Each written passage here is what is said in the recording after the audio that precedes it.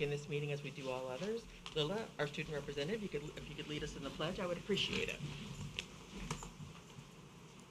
I pledge allegiance to the flag of the United States of America and to the republic for which it stands, one nation, under God, indivisible, with liberty and justice for all. Perfect. Superintendent Givens was not able to be with us tonight, so we thank Assistant Superintendent Deb Black for stepping in and being a part of our meeting tonight. So welcome, Deb. Thank you. We'll open the floor to public comment. Seeing no one rushing to the mic, I'll go ahead and close public comment at about 5:02. We'll begin the meeting with the discussion item. And the first thing we're going to discuss tonight is the Co-Curricular Winter Sports Safety Protocols. And we have Athletic Director Callanan and Mrs. Blake from the junior senior high school. If you guys would like to proceed to the mic and present to us, we would love that greatly.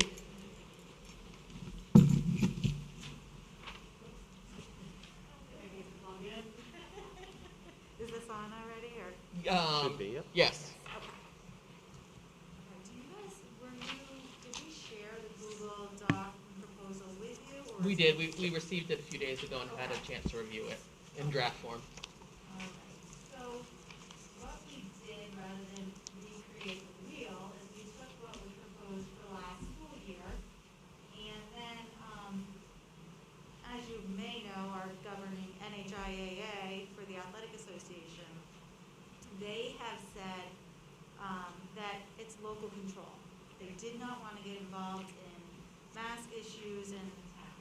So what we've done as an Athletic Directors Association across the state is we had a Google Doc created that each Division IV school added to that really ended up being a guideline for what are the other towns in the state doing? How are they handling the situations and looking ahead? And I think what's always important to remember, as we've all learned the hard way over the last almost 2 years, is this is a fluid document. 2 weeks from now, we may need to tweak this. A month from now, we may need to tweak this. So this is just what's being proposed from us for this point. I changed my password today, and now I can't remember it because I got locked out, and I think now I've just learned it. So I'll have to take a look at the Google Doc and have that be fine. Thank you. Oh, thank you. You still print things, thankfully, because I'm not so sure. Awesome, thank you. So, I think, instead of going through, this is the 9 pages of the document, I think probably the biggest pieces that we can look at are the mask use would be number 1.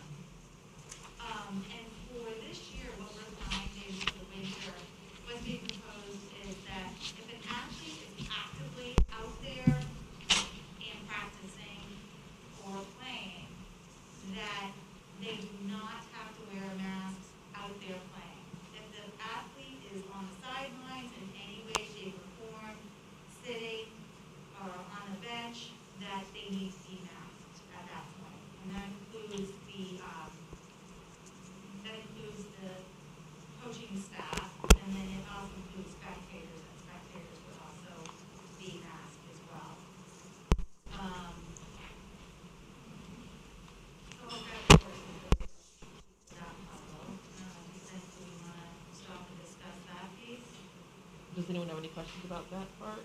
So coaches will wear masks during play and during when they're on the court. They do, yeah. Yeah, I know it's gonna be a little awkward maybe, you might be stuffing in your mask a little bit as you're yelling out to run down the, give it a foul or whatever, but,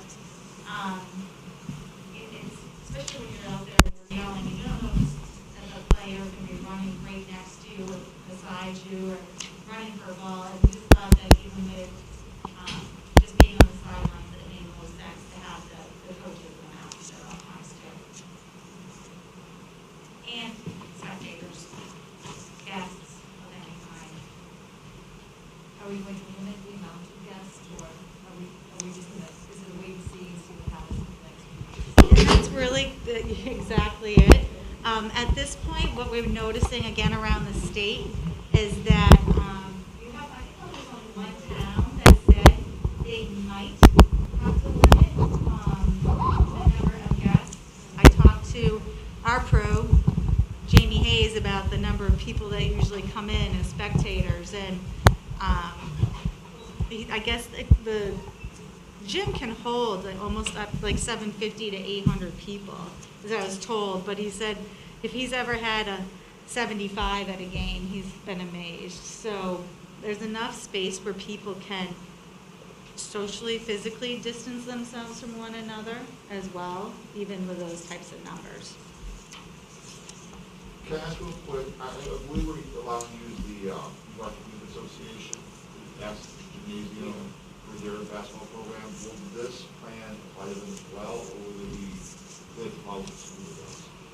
I believe they will probably follow, I think last year, and you guys can tell me if I'm wrong, I think they followed this plan.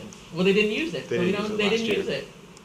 But I think they'll follow this sports plan, I believe. But Andrew, that's a good question. So forgive me if we didn't cover this later on. So my question is the feeling about masks during play, that based on what we learned last year, and said, last year, like, we saw what happened in science and all that, and then, okay, so based on that, we make the deduction that we don't need to masks while they're playing, or is it that now that kids, forgive me if my age wrong, 12 and older have the option to vaccinate? So it's actually both. Okay. And that's the thing about the youth plan, and I talked to Jamie Hayes about that today too, is that there almost seems to be that they could follow our plan, but with the understanding that youth may want a mask. How many kids are being vaccinated? I think that has to be their choice whether they follow the masking policy. If they want to follow our policy where, yes, we're allowing, unlimited spectators and fans. I think it seems like it made sense to follow our policy, but if they want to be more restrictive, but they could do that. Okay. And I think anyone has the option of choosing to wear a mask at any point. Yeah. If someone decides that he or she wants to wear the mask for basketball, they can make that choice. So here's my question, is that this, because of when vaccines came out for children 5 and older now, that they will be fully vaccinated until the middle of December, early. Right. So if basketball starts in December for them, there's 2 weeks there. And now I'm full transparency, I'm coming totally from having a daughter that's going to do in the first grade. And we were going in with the assumption that they were going to follow what the school's doing. And then when I saw this, I said, well, is there going to be 2 weeks there where she's going to be playing with, she won't be fully vaccinated. Right. Masks, yes, they help protect me from other people, but it's more about me protecting others. So that's the part that got me. I know that I'm coming from that perspective. And as a school board member, I have to kind of separate myself from that. But that just was surprising. Another thing too is about parents, allowing parents into the elementary school gymnasium where there's less room for them. So that's my 2 hang-ups. And everyone's like, it's the youth association, they give them those decisions. No. They have to. We provide them with guidelines that they have to follow to utilize the facilities. And if we want to provide this and say if they want to do extras, it's fine. And I just don't know because I believe that there have been meetings that have taken place with I believe, but I don't know, I was not a part of this, I don't know what was said, so that's a good question, Amy, that I think we need to run to ground. But they definitely have some guidelines that they have to work within to utilize the facilities in the COVID. And it's challenging because, even if we look at 12 to 18, the people have been able to be vaccinated for a while, but we're still not at herd immunity in the school that we're in, so a similar risk, for everyone. It's just hard. COVID is so hard. Yeah. Yes, It's hard. I'm so sick of it. Yeah. I guess the question is, are we setting this as a policy for our sports only and not for use of the building? Or are we saying this is gonna be our policy for sports and for the use of the building as a And district? When we met as a group, I met with Dave Dalton, Sean Pine, Dr. Givens, and I sat down last week, and it's really supposed to be the guideline for the use of the building. Okay. And that's why Annette Blake is here too, because she's going to be talking about things from the art perspective. So this really would carry on for any art shows or drama productions as well. So this is, and that's why like the youth, this is like our expectations, but I don't foresee a reason why you can't step that expectation up for the youth if that they wanted to make sure they masked even when they're out there playing. I think that's given within their rights to do that. So I think you, as a parent, you would have to contact the NYAA or the NYBA, Basketball Association or Athletic Association, to find out what their plan and policy is. So they, in the email, they said they were waiting for us to make a decision on this. And they may see this and say, that's fine, or they may see this and say, well, we can't have little kids in there without masks on. Right. So once again, I have to separate myself from school board member as a parent. But, Good luck. would there be? It's difficult, Andrew. It's difficult. Would there be anything to be said to say that, that before January 1st, anyone as an age group that is not eligible to fully vaccinated yet has to be masked, all the time, and after January 1st, we'll follow this, or do we feel like that's more for the association to see? Do we want to start going down that slope of, Yeah. of having separate policies and policies contingent on dates and times? I mean, the reality is there is going to be a point in a few months where we're going to have to just think about, there's a vaccine out there, people have the option to get it, do we still require masks if everyone's had an opportunity? Yeah. And the other It's thing gonna be a too, tough Congresswoman, conversation. is I know, I have firsthand account with another district that there was an outbreak in the elementary school because of these schools.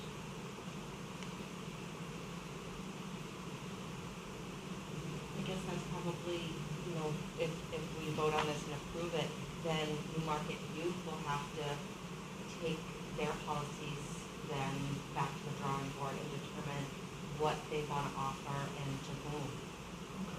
Yeah.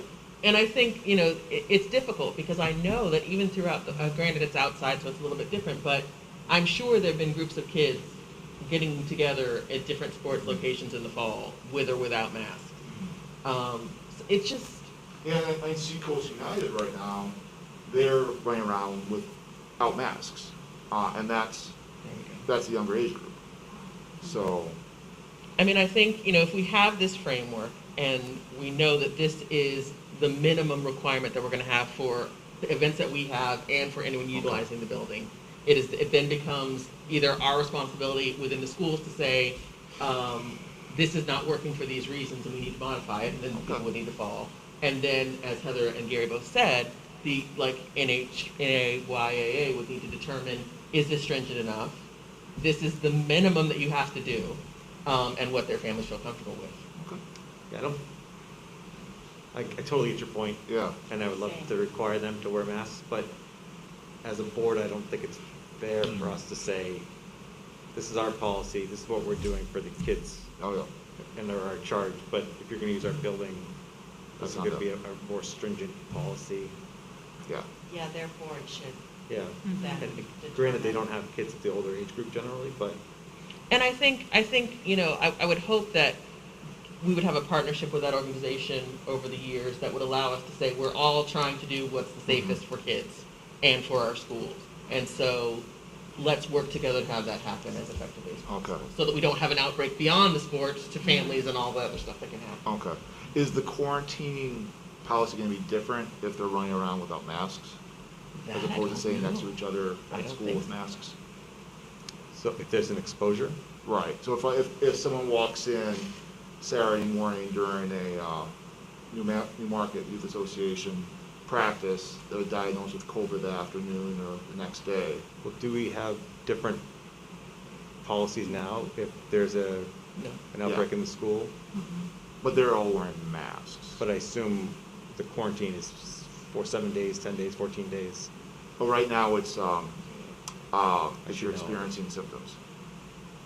Yeah, there's not, right now, there's not, if you are exposed, let's say happenstance, someone was exposed, and if they're wearing a mask and they're within the distance for whatever period of time, the guideline right now is if it's been 3 or 5 days beyond the exposure, you can choose to get tested, but you don't have to.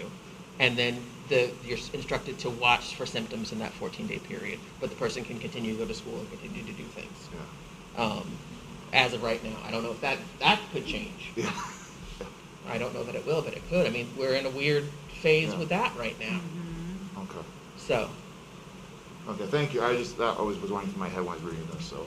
thank No, you. and I'm wrapping my head around it as you're talking too, and, we have to consider the younger students as well, of course, and they haven't had a chance to get vaccinated if that's what's desired, so we have to think differently for that. So it definitely makes sense, and again, having to revisit and using this as a guideline and then even one-upping it, if that's what they feel is best and most safe, then go for it, right? Yeah. and no. just a reminder, there is a vaccine clinic at Newmarket Elementary School this Saturday. This Saturday. From 9 to 12. You don't have to Elementary make an appointment. It school. would be easier. Call the SAU if you'd like to, but, sorry.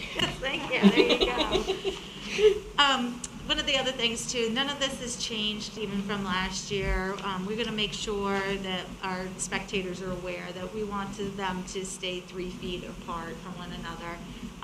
Gary will tell you, he came to our Fall Sports Awards. I had all the sports in different rooms, so to have smaller numbers, I asked everybody to wear masks, and I felt like people almost did that themselves. They Yeah. kept themselves distant enough from one another now where I feel like it just becomes second nature. I'm not gonna, if I don't really know a net, I'm not gonna sit right next to a net at a basketball game. But, so that's just gonna be an expectation.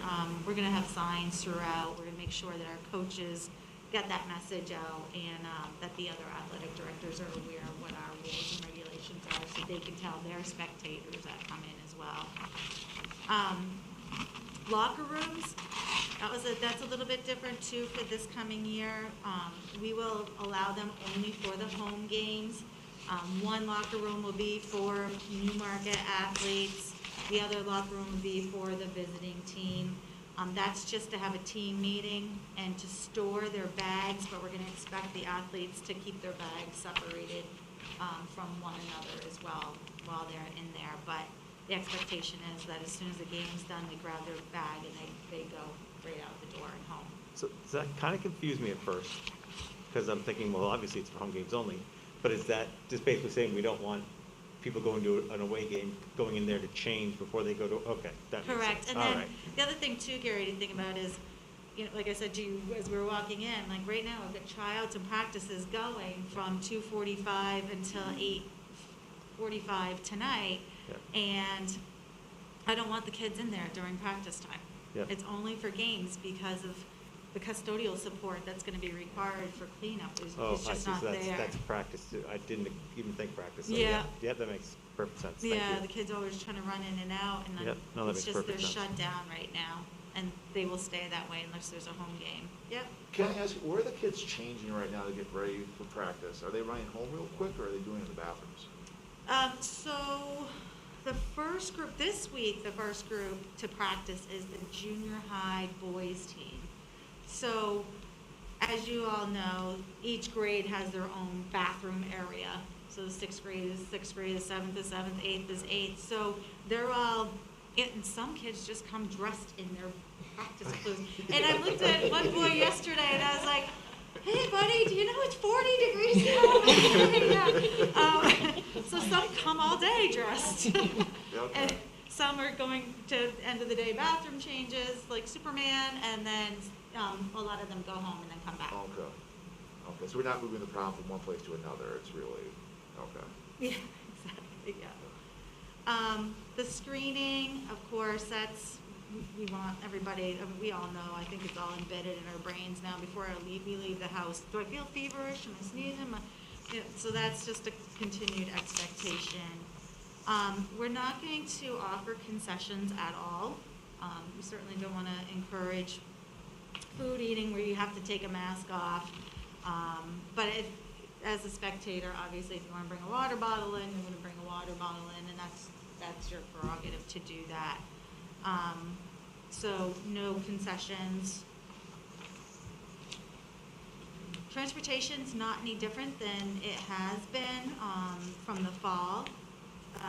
The staff and students, if they had to take a bus for some reason, or athletes and coaches, and us, if we took public transportation, you still have to wear face covering on the bus. So we've been very diligent about making sure when people are on the bus that they're wearing them.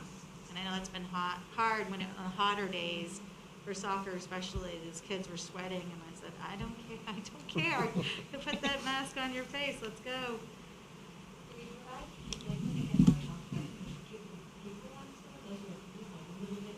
Yes, we do have a supply of those, and we're burning through them pretty quickly. That's the only concern, is that we do get, but we always have them available, yes. Yeah. I just meant the kids actually play, get on the bus, here's the clean, Yeah. food. That's, the coaches each carry a box with them too, so that they can provide those. Custodial cleaning needs, that's, you guys understand, there's gonna be a lot of cleaning that's gonna need to be done, especially for home and away locker rooms too, especially now we're using those. Cleaning the scoring table and bleachers, all of that needs to stay in place, obviously. Mouth guards are no longer required by the NHIA to help reduce the touching of the face and whatnot, so that's a little bit interesting this year. And again, players will wear their face coverings when they're not actively involved in play. I wonder if there are going to be dental ramifications from the lack of mouth I guards. know. I hope the NHIA has some good insurance. I know, there's a lot of elbows in that game, It's so. supported by the Orthodontic I know. Association to remove mouth guards. Some athletes will still wear them. They're just like, no way, if I have to go back to the dentist, I'm gonna have to work for the next 20 years to pay that, so some still choose to wear them. Next up was indoor track, and just so you are all aware, we've received notice that there's gonna be a limited season, and that's about as much information as we've gotten from the state. No one wants to take ownership yet of saying exactly where everybody's gonna be running and what dates, but supposedly we will have a season, which is great. We just don't have any details yet. With swimming and diving, we swim with Oyster River. And then diving might not be available this season because some of the pools don't have dive boards in right now. I actually just read something before we came over that SNU closed their pool to outside, so that's going to wipe out about 6 high schools, and we weren't a SNU high school. So I'm not sure what they're going to do, but there continues to be challenges with that. So we are limited on the number of swim meets that we're going to have this year. We only have 3 scheduled. But like I just said, a lot of the college facilities aren't allowing outside schools to come in. But UNH, I think all 3 of them are at UNH that we do have, but they're pretty spread out. There's one in early December, and then there's like 2 very late in January, and that's it. But at least there's the 3 this year. So that's what I have, I believe, from the indoor sports side of things. Annette, did you want to talk about improv club or drama? Yeah. Yeah? Good, Give us thanks. your plan. Thanks, yes, my lengthy plan. So, this is my 22nd year doing drama at school. This is our 13th improv season, so the kids really enjoy it. And we're just kind of asking for the same things that maybe the athletic department is asking for. The document that you see in front of you was created in the summer of 2020 when COVID was just at its peak, its height, its scaredness, and we created this document. I was on the Students Planning Activity Committee, and so it is a very lengthy document, but it kind of covers all the baselines. So basically, the way that improv and drama run is we have our improv season first. It usually begins in September, and our first show is the first week of November. We're a little bit behind schedule because, again, we did not have any real guidelines in place. Then we do the drama season from December into April, and then we come back to improv. And it's been just a great experience for all the kids. Right now we have 25 actively participating, and we hope to have our improv show during the week of December 10th. And so last year we did a wonderful virtual production, just to keep everything safe. And shout out to Lila Bozic, who did an amazing job putting the entire thing together. Zippy the Wonder Penguin. It was amazing. Her skills are incredible. Lila really just saved the show, and it was a magical event and something that we really stepped outside of the box to do. Talk about using green screens and different in our homes and areas of the building and microphones and ring lights, and Lila just magically putting it all together for us. It was outstanding. But now it's really time to return to the stage. Theaters are opening up everywhere, and we just want the same kind of protocols that everyone else is asking for. As far as masks are concerned, I'm all for safety throughout the day. I wear my mask in school. I'm masked 10 to 12 hours a day, and I have no problem with it. Our rehearsals are always fully masked. And I think the one thing that we were asking for is, much like a player on the gym court, is to have my 8 or 10 performers on that magical improv night or drama night show their face to the audience. And, just that one night. And something else that we would just like to consider too is we would like to limit the size of our audience this year. The cafetorium is brand new, and it is such an amazing space. I mean, we're talking new stage, new lights, new sound. Everything is perfect. Now we want to showcase it off and have a great event. The maximum capacity of the cafetorium is, by fire code, 498. And I don't want 498 people. I want to invite 100. We were even thinking outside of the box and saying, okay, we can invite 100 people and have socially distanced reserved seating. And I think the main thing that the kids really want is the ability to invite their family members to see them. So again, that's up to you to decide. Can we invite our family members? Can we socially distance a block of seats, just like we did at graduation? And just have a small crowd, and then we'll see what happens in the spring. Maybe we can open it up to more of the general public coming in. So that's up for discussion.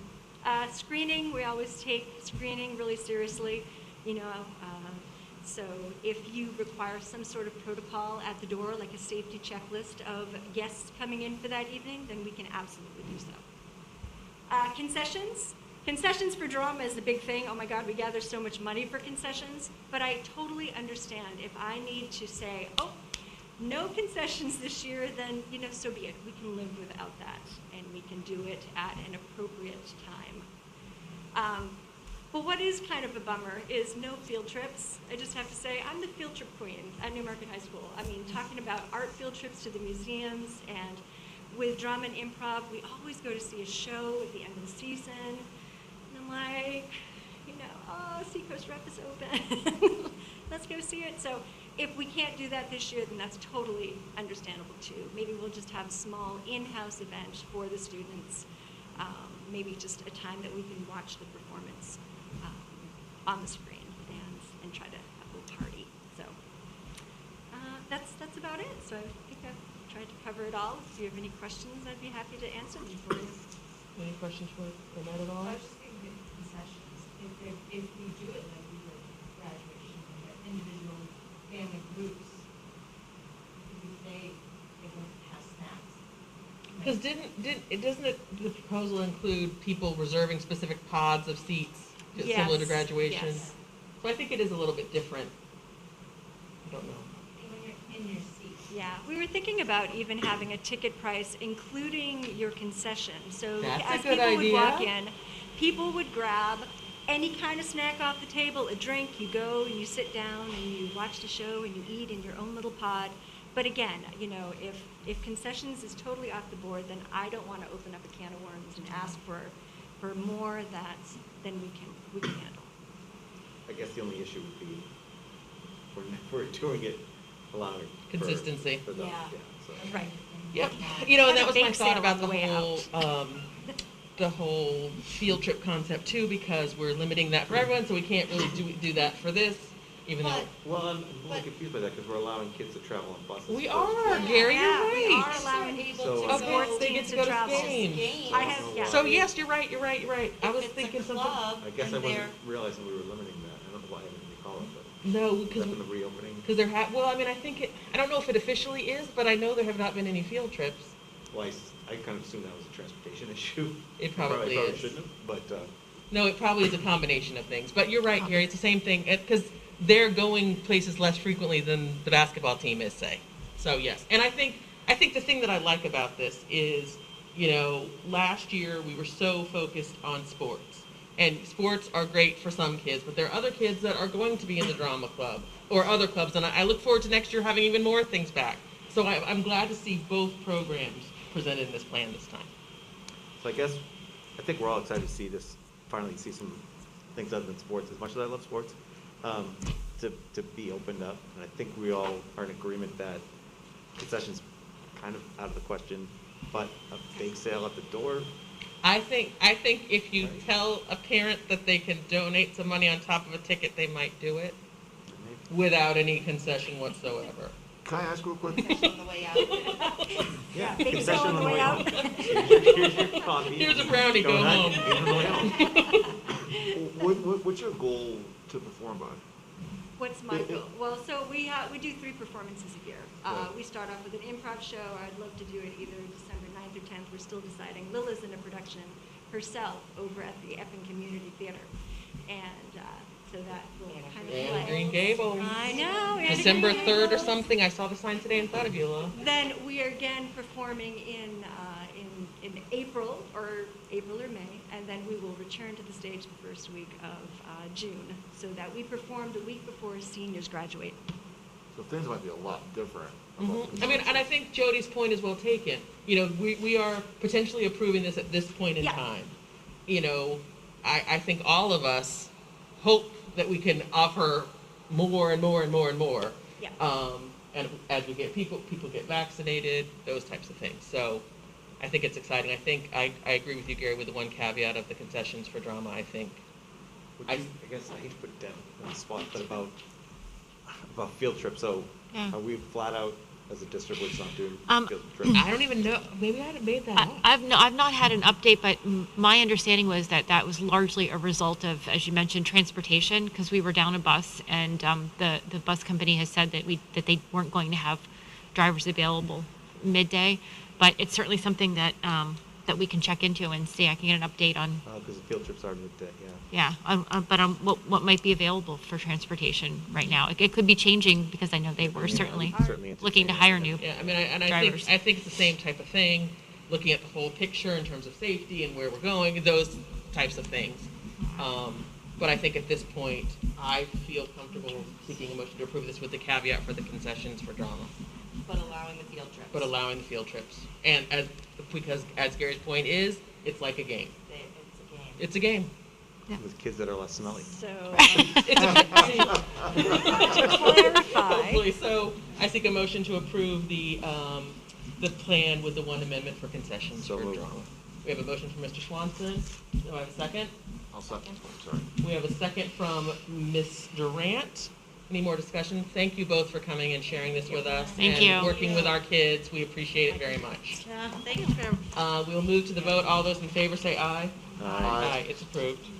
I'm going to ask the board's favor. We neglected to put Lila on the agenda, and I would like to allow her to do a report. Could we just do that right now before we move to the budget? Lila, please proceed. Yeah, we're kind of in a lull between obviously sports seasons and our other extracurriculars such as improv.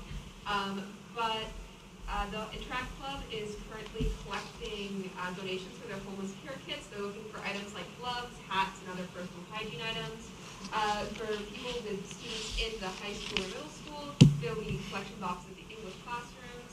For people who would like to donate who do not have a child in that school, there is going to be a date to be determined where other community members can remotely drop off donations. And then the Net Zero Newmarket Environmental team is currently running an info campaign about recycling for both staff and students to learn more about how we can help our environment. And that's it for today. Perfect. Lila, thank you very much. Deb, Yes. would you proceed with your section of the budget? If you will? I absolutely will. And thank you again for being with us. Oh, yeah, absolutely. Happy to be here. So, in your last meeting, you requested some documents. You wanted organizational charts for food service facilities, and as well as the director of guidance. And so you have those, and in addition, you have the job description for the director of guidance. So that is included in your packet. And so at the last meeting, I was not able to talk with you a little bit about the other instructional services component of our budget. And it's important to know that this part of the budget really and truly is not a driver as far as the budget or the tax rate. But it is a resource that we have and that we use to drive much of what we do as it relates to professional development and initiatives for school improvement. So I just want to start by kind of giving you an overview of where those funding sources come from. They are they're all what we refer to as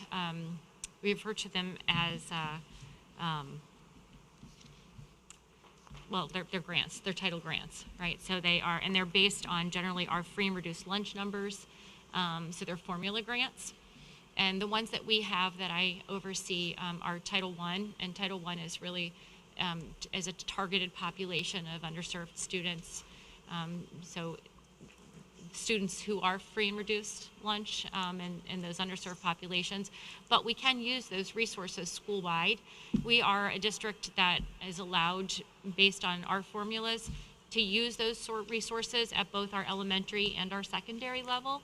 Traditionally, we've only used them at the elementary level, but last year we had a tremendous amount of carryover because in that previous year with COVID, we had salaries and things that we didn't expend, and so they changed some of the federal requirements allowing us to carry those funds over.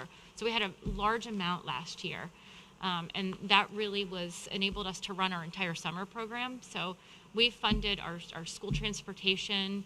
We have funded paying all of our teachers and everything that we did through that summer program through Title I. And we did that at both the secondary and the elementary level. I think looking forward, it's important to look at where the greatest needs are as we allocate those resources each year. That money has gone down.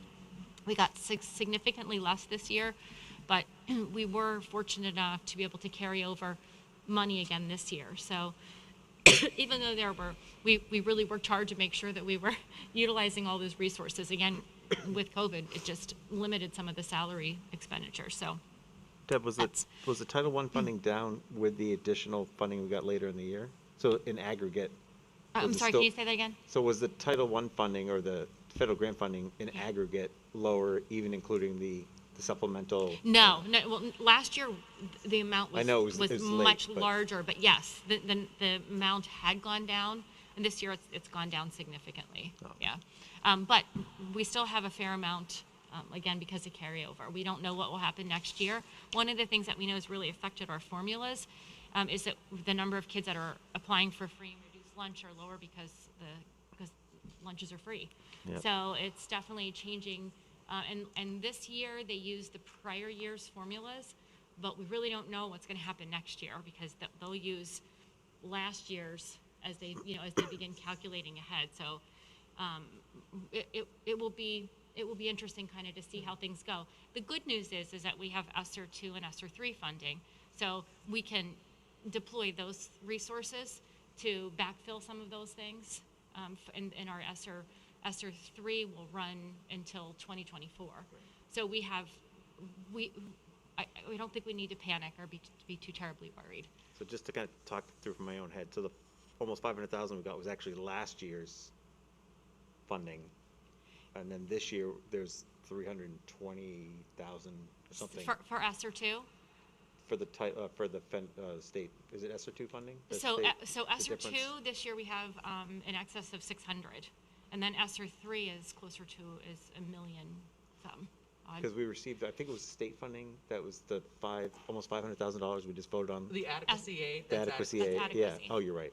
It's Yeah. based on the same formula, but different. Yeah, Yeah. you're right. Yeah. Thank you. Yeah. My That was the mistake. adequacy. No, it's, Yeah. You're right. and we initially just got half of that allocation, so they just released the second part of the allocations for Title I and II and ESSER. So it's been a little bit of a challenge because like with Title I, we could only write half of the grant. Right. And then now I'll have to go back and ask for it back and rewrite it and send it back in. And is the free and reduced lunch form collection period, if that makes sense, ended at this point? So I believe so. But I do think that, I mean, you can submit it at any time. So I'm not sure when the state reporting happens for that. I know we do report on it, I believe, again in the spring through I4C. So there are, yeah, I it can't tell seems you, like we need to not have, I 100% thought we had sure a about that. raffle or something. We did have a raffle. Yeah, it feels like we need to do something else to Yeah. kind of, We did have a raffle. Yeah. But as I said, we do have, we've got these other, we're not alone. I mean, this is oh, is yeah, hap- no, right, it's, this is- yeah, absolutely. This is happening for schools all over our state and Yep. the country. So some of the other grants that we have Title IV, and Title IV is really focused on school improvement. And right now we're looking, last year we can flex Title IV into Title II. Title II is professional development. Mm-hmm. So sometimes if you don't have a Title IV activity that you're going to run, you can put that money into Title II, which is mentoring, induction, professional development. It's training of our mentors. It's paying teachers to attend focus sessions during the school year. So those are the funds that we use, that we utilize that way. And all these grants are targeted grants. So there are guidelines that we have to use, and we can only spend those, specific funds on certain things. So for example, Title II is specifically for mentoring, induction, and professional development. Title IV can be flexed into that. This year we're looking at, the high school has started a STEAM program, which is really exciting. We really want that for kids. And so right now I'm currently writing last year's grant to give us some resources and some professional development to really get that STEAM program going. Yeah, which will be great. And we can get circuits, we can get all kinds of things for that. So that will be great. Again, ESSER 2, we just submitted that, and that's going to cover some of the things that I had mentioned in this document. One of the things we're doing is some extended UBD, understanding by design training. I think it's really important when we are asking teachers to do hard work, like write curriculum, which we know we need to do as part of our, just because that's something that's a basic underpinning of what we need to have in our school is curriculum. But we also know that we need that in order to maintain our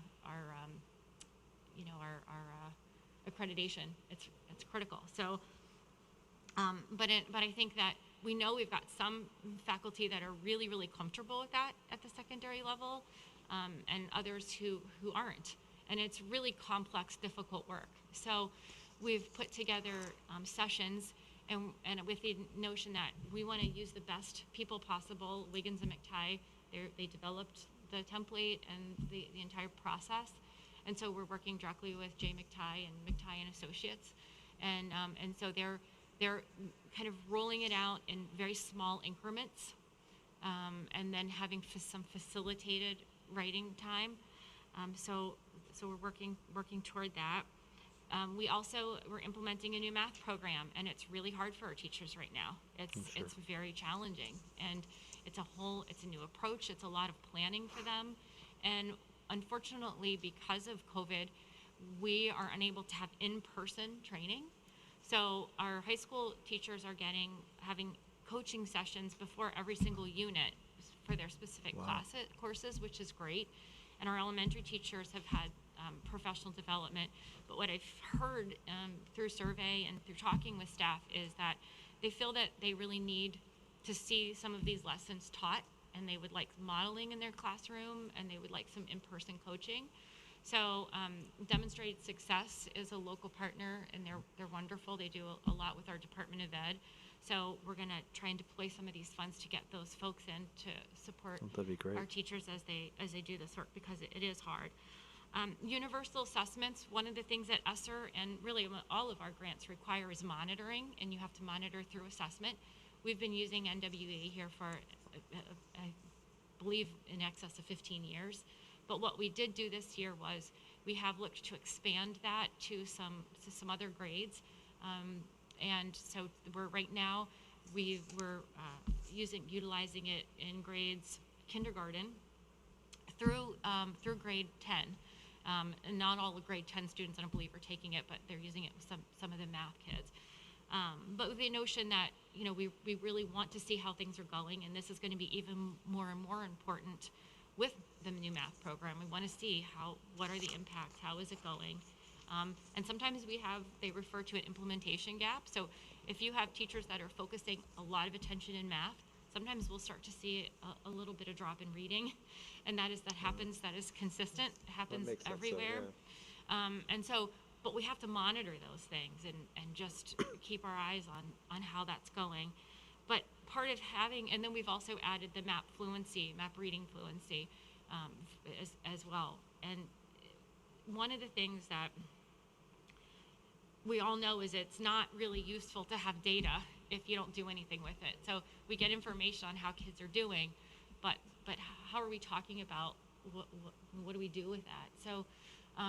So we're looking at having demonstrated success work with our grade level teams, and what they're going to come in is what they're going to do is look at some of our longitudinal multi-year data by grade level, and then they're going to put together what's called a data story, and they're going to help them to analyze that data for trends and see what kind of things are we seeing and what does that mean, and then talk a little bit about strategies for looking at some school improvement things that might lead to better results and just students doing well. In addition, we know that there was a time when they said, well, gosh, technology doesn't really result in school and students doing better. But now we know that with all the new adaptive platforms, that's not true anymore. John Hattie is some of you might be familiar, he's a very famous researcher who has looked at effect size, and they've looked at billions of students and done a tremendous meta-analysis, and they're always looking at an effect size that actually is a demonstration of increased learning is 0.4. And so now what they're finding is that a lot of these tools have much higher than 0.4. And so what we want to address learning loss. We also know, for example, with our new math program, but across the board, that kids have holes. I mean, teachers are saying, gosh, I'm teaching something, but I feel like I missed these entire standards that we weren't teaching before. And we know there are gaps in learning. And so what we really want to do is to provide students and teachers with tools and resources. And so one of those is something called Exact Path. And it's part of a larger company called Edmentum.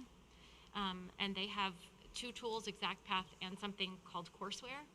So Exact Path, we can upload our NWEA data directly into Exact Path, and then it will put a student at what they refer to as their zone of proximal development. So if teachers want to, during Tier 2 instruction, they can put kids on Exact Path, and it will give them educational tutorials and teaching, and then the students will then create, take short assessments, and it will kind of move them through, but it pushes back to their very lowest skill, and then it moves forward. So it's really personalized learning. And a parent could say, gosh, at home I want my child to spend 30 minutes a week or an hour a week on this. We just want to make sure that we have tools that we can provide for people. And that's a pretty powerful one. Courseware, it is a little bit different from VLAX in that in Courseware, a student doesn't have to take the entire course. So what we know is that we really want to start moving more toward competency-based education. And if a student is taking a biology course, they don't really need to repeat the entire course if they already have some of the competencies. So it assesses them at the beginning, and then they only have to do the modules to address the competency that they have not met. And those can be both digital, or they can have a teacher assigned to those. So we want to make that available as an alternative to kids. And not all kids have, That sounds like a really neat option. yeah, and, I'm excited by what I'm hearing. yeah. Can I ask- Sorry. Yeah, So you're saying my child failed first quarter, yeah, they go on to that path, exactly. Our course, that would be courseware. coursework, Yeah, and they can catch up. exactly. They would take the pre-assessment, and it would say, these are the competencies you haven't met, and then they would put them in the modules just for those competencies. So we're not looking at a summer program. It could be, listen, we're definitely thinking of making this part, like, this is something we could absolutely use in summer programming. Yeah. Because we definitely had a lot of kids last year that needed to recover, recover competencies, and that were in credit recovery. This is a way to do that. That's kind of what I was wondering, because, oh, Andrew, go ahead. I'm sorry. Oh, no, go ahead. No, please. Where my wife works, I used this last summer. Okay. Which level are we gonna do?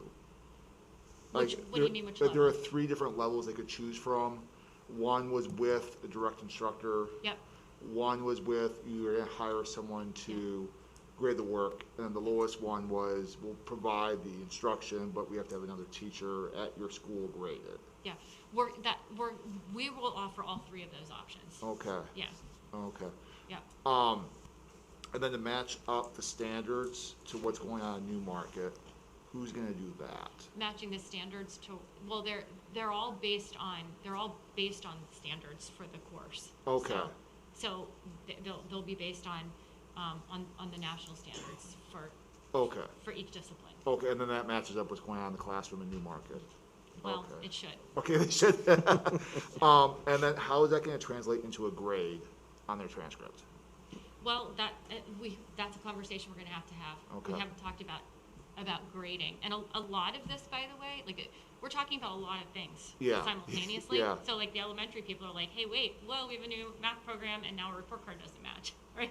So that's a thing we have to address. And Okay. as we develop new curriculum, and as we do start looking at more competency-driven education, we're gonna have to look at how are we grading and reporting. Yeah. So, I mean, so that's a conversation, a broader conversation that we're gonna have to have. Okay, and this will be instituted next school year? No, our goal is to start making this available in January. Wow. Okay.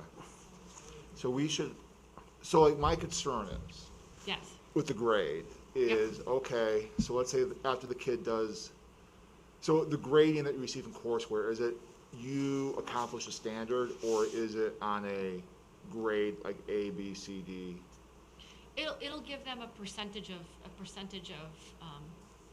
like, it will give them a percentage, right? Okay. In other words, like on the assessment, what percentage did they get correct, or, what it does give them that level. Okay. Yeah, so we'll have to look at how does that align to our grading system, and how are we gonna translate that to a grade. Yeah, I'll be honest with you, Andrew, I know grading is really important, yeah, but equally, like, we just really wanna get kids competent. oh, yeah, and I absolutely it's agree like, with that. so- It's unfortunate that we're still playing with this old grading yeah, system. no, That's everywhere when Yep, with the belief in what education now is different. yep, My just concern is if a kid does really well in courseware, Yep. but failed the class at Newmarket, Yep. are we gonna take that courseware grade and replace that with on their transcript? yes, we are, We are, because it's about being competent. okay. Right, and so, I think what's most important is what the students learn, Uh-huh, right? It's the learning. And if they, in the same way that, and if we let a student repeat the course, we would have adjusted his grade. okay, Because we have retakes, okay. and, I'm sorry, I didn't mean to no, interrupt it's you. okay. And then is that gonna be paid through? ESSER. It will be, oh, so it's grants, okay, Yeah, all okay. of this, Everything that we're talking about is being Okay. funded through ESSER. Awesome. Yeah, that Courseware is expensive. It is. Yeah, it's It- awesome, but it's, yeah. Yeah, it is, and keep in mind too that no less than 20% of our ESSER funding has to be learning loss, and we have to deploy those no less than 20% of those resources that way. Mhm. So the challenge is, what are the best resources that are gonna hopefully have the greatest impact, gonna support teachers in their work and really help kids. Yeah. So, Uh, yeah. Obviously, you can't predict the future. Is ESSER funding fairly consistent? My concern is we're going to start So- implementing these great tools, and then in 3 years find out, oh, Well, we can't afford them. we'll have to talk about that, but we've got like 4 years to tackle that one. Because we have, right now, we've got ESSER 2, Mhm. and then we've got ESSER 3 that we haven't even written yet, which is more than twice as much money. Okay, right? so the ESSER program is a multi-year It's, grant? yeah, yep. Okay. Yep, we've got quite some time with ESSER, and. Oh, that's great. And so the way I see it is that by the time, as we move forward with these things, I mean, we're also gonna look at, we had a lot of teachers that were using Newsella, which is a really great tool, but we only had the part of it that is kind of, basically, it's differentiated, current events.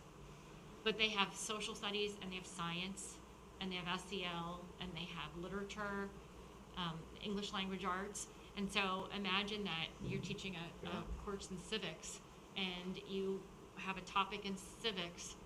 You can say this is, they call them curriculum, I forget what they call them, curriculum something or others, but they will curate resources to your course. And so you can have a topic, and they'll give you that exact same topic in 6 different reading levels. So you can now differentiate, because we know kids struggle in content areas because oftentimes they don't have the vocabulary, they can't read the course material. So, and it actually pre-teaches that tier 2 vocabulary, which is that specific topic, that course vocabulary, course specific. So it's gonna be another tool that teachers will have to be able to deploy to support kids in their classroom and to support their work. EduPlanet is another one that we're looking at. So one of the things that happened, and teachers talked to me a lot about it when I got here, it was very frustrating for them that they feel that they did a lot of work with curriculum. They unpacked standards, they mapped them, they did a lot that it's gone. It's just, it's nowhere, nobody knows where it is, nobody knows what happened to it. We've had, there was some stuff in Google Docs, but mainly it was just lists of standards where they had unpacked the skills and the content, or the skills and the content. So, so what EduPlanet does, and EduPlanet is actually, they are the only digital tool that has the rights to UBD. So Jay McTighe has given them the rights to use his templates, and it contains literally all of the standards for every course that you would use: world language, social studies, science, math, reading. They're all there. So when we start actually working on writing our curriculum, they're all going to be in the same format. I can't tell you what a nightmare it is when teachers are writing curriculum, and then and somebody has to then put it all in, or it looks different. Right. There's nothing publishable, if everything isn't formatted the same. So you can have in my last job, I had a full-time admin. Like, she and I together for 3 years, that's what we did, was put these documents together. So and the other thing is teachers they're going through and they're looking for the standards, and then they've got to type in the standard into the template. Teachers will be able to just go in and just hit the button, and the standard populates. And then they can just go in and write it, and everything and then it will all live there. So it isn't going to go anywhere. And then if they choose to do that as we move forward, they can also then, they can share them with each other. So a department can be sharing all of their documents. They can upload quizzes, tests, curated resources to go with the courses, and it can all live there. It's gonna be a real game changer when it comes to horizontally and vertically. Yeah. You know, And then aligning. the other piece that, and it will also do that. You can put in for a course, it will give you an analysis of whether or not you've actually hit every standard in the Wow. course. It will tell you, and it will tell you how many times you addressed each standard. So, for example, we know like in math and ELA, there are certain standards that we call power standards that you want to hit more often. And you'll be able to see, yep, we're hitting that one with the frequency that we should, but gosh, we're not really hitting this one enough. So it will do that. The other thing it will do is it will create documents that we can publish, because at some point on our website we want to be able to publish our stage 1 documents, which is what we want kids to know and be able to do in the course.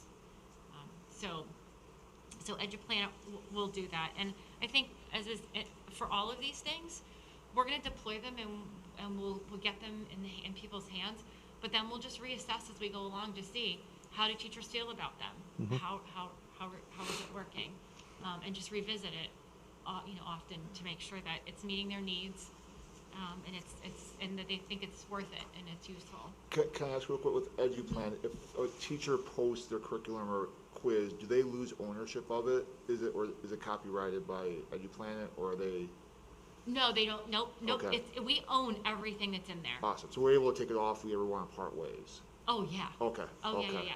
So what will happen is, let's say like in your department that you have 3 courses, and in your department you decide that the social studies department says, these are our courses, these are our stage 1 documents for those courses, these are the protected things, this is what we all agree to.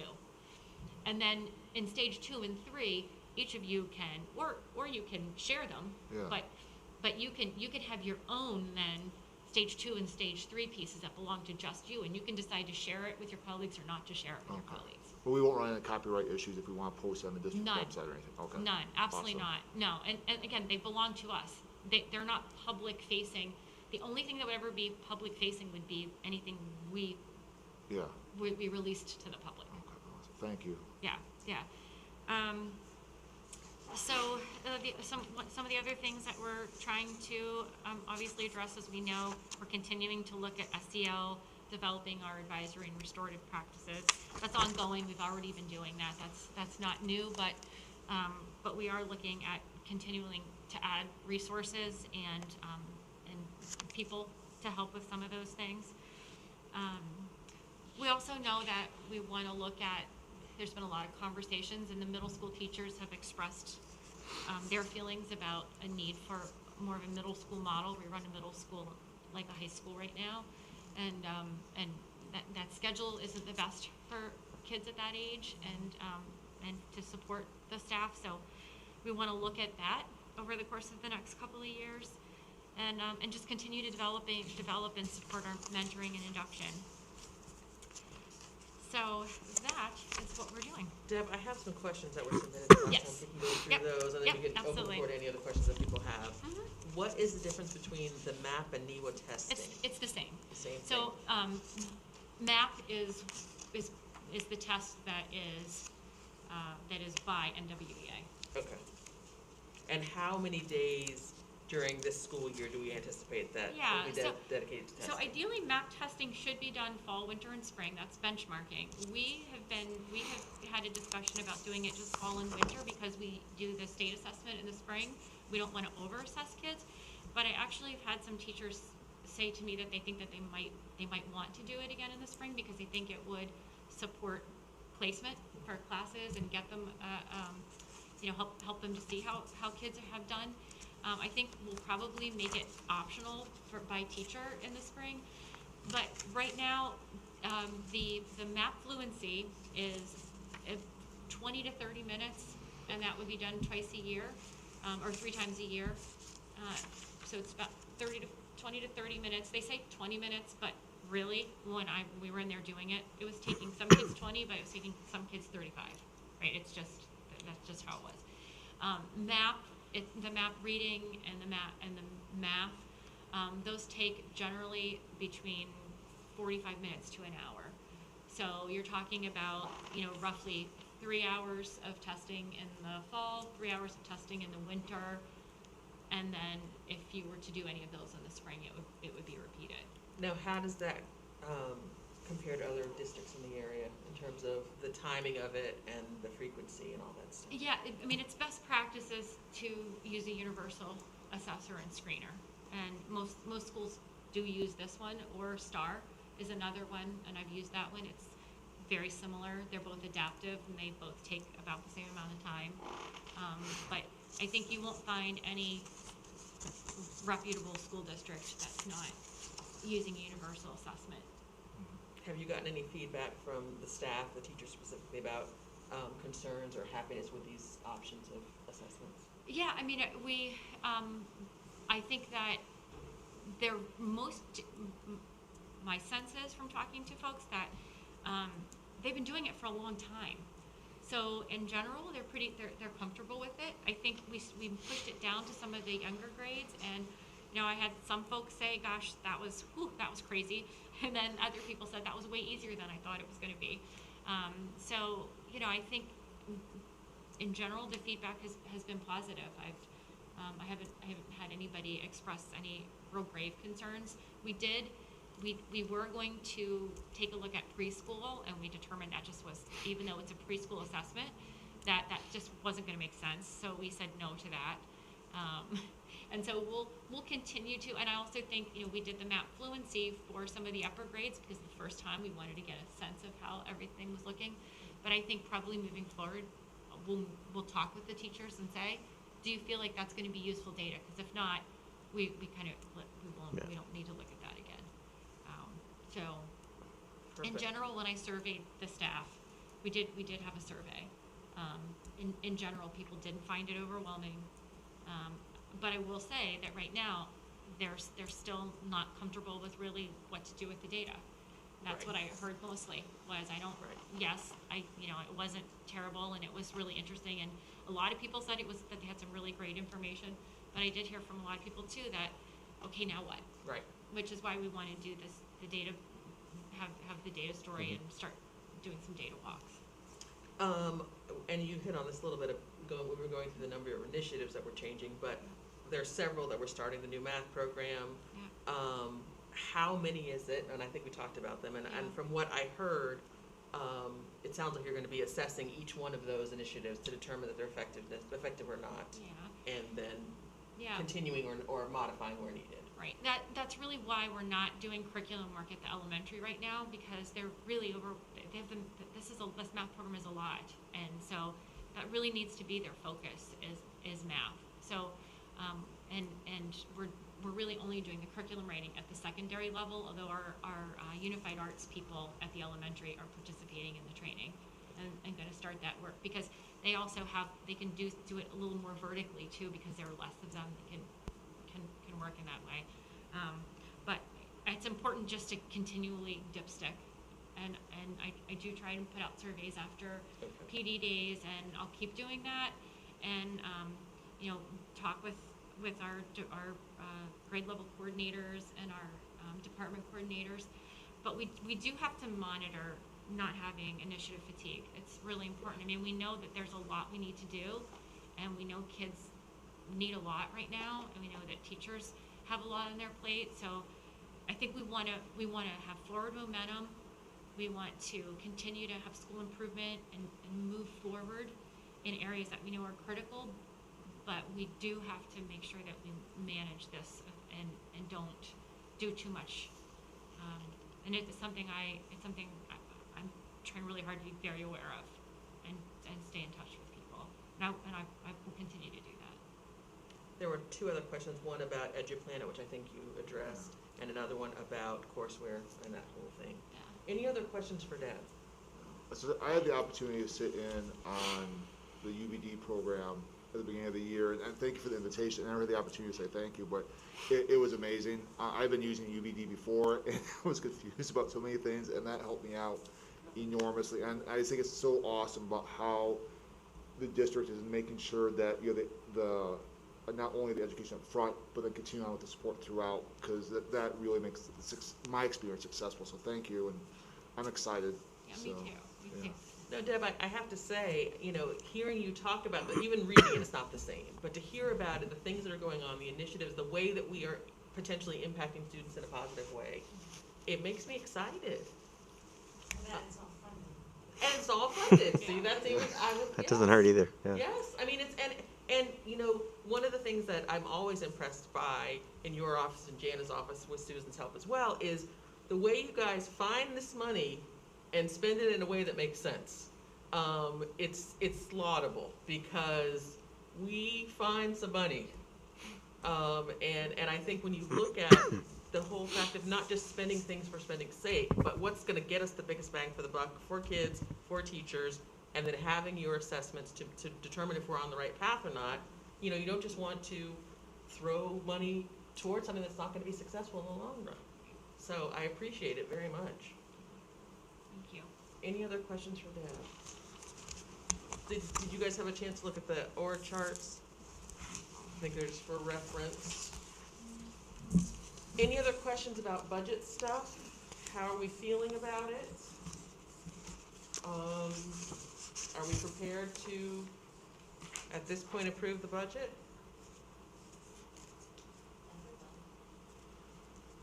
Yeah, I think, Deb's explanation tonight answered a lot of questions that I have.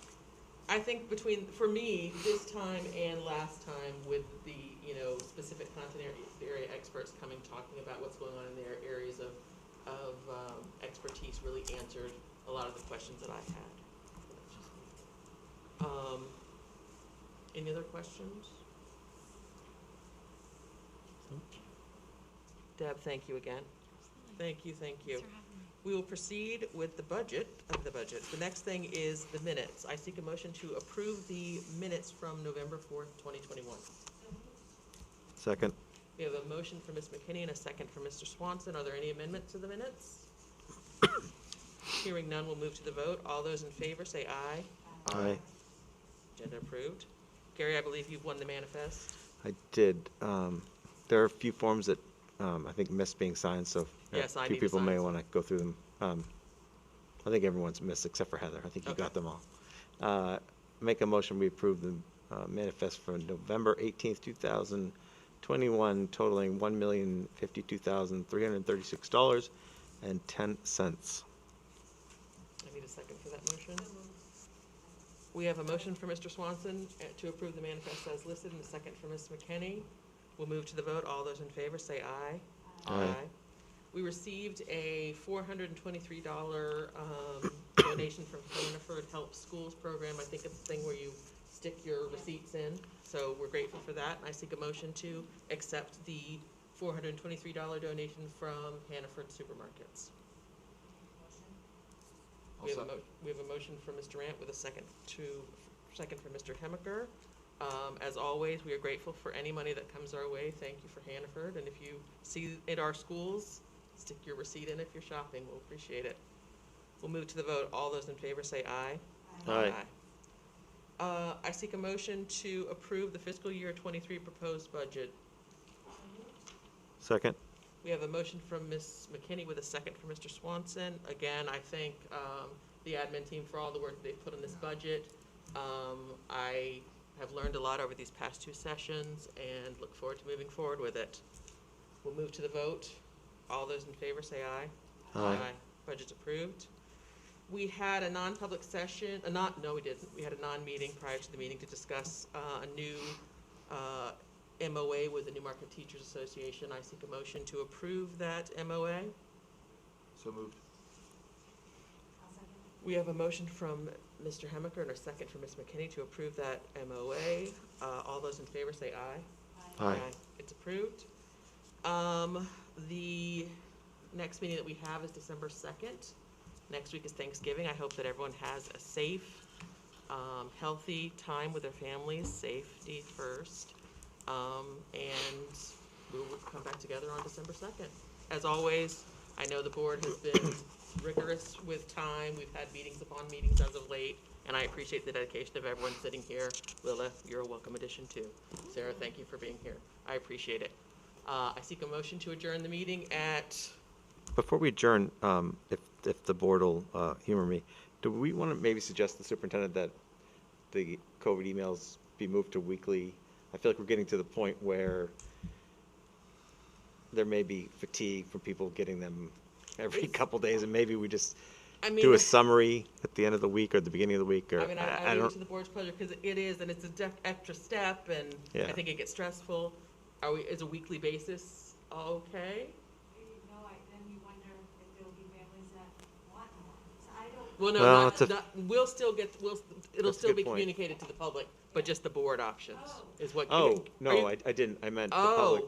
public. But that's a very good point, so. I'm not comfortable No, I thought you were Yeah. just talking about us. communication. No, I think. No, we- I'm comfortable as a board not receiving notifications and just Okay. getting them as part of the public Okay. notification. But, And what is the board's pleasure on that? We can, I'm fine, unless we have to pivot or Right. something, out Yeah. of the norm, I'm fine being notified just as the others are. so unless there is some sort of, I receive word from Susan that we are moving into a different frame. If we have another case, then we can refrain from that. yeah. Unless and until, God forbid, there's any big thing to report, knock on wood. Is that agreed to? Yep. Okay. All right, then, hearing that, and I will I'll make Susan aware of that and proceed. If I make a mistake and do something, don't hold it against me. And communicate next week by accident. All right, I seek a motion to adjourn the meeting at 6:16. We have a motion from Ms. McKinney and a second from Mr. Swanson to adjourn the meeting at 6:16 PM. All those in favor say aye. Aye. Meeting adjourned. Thank you.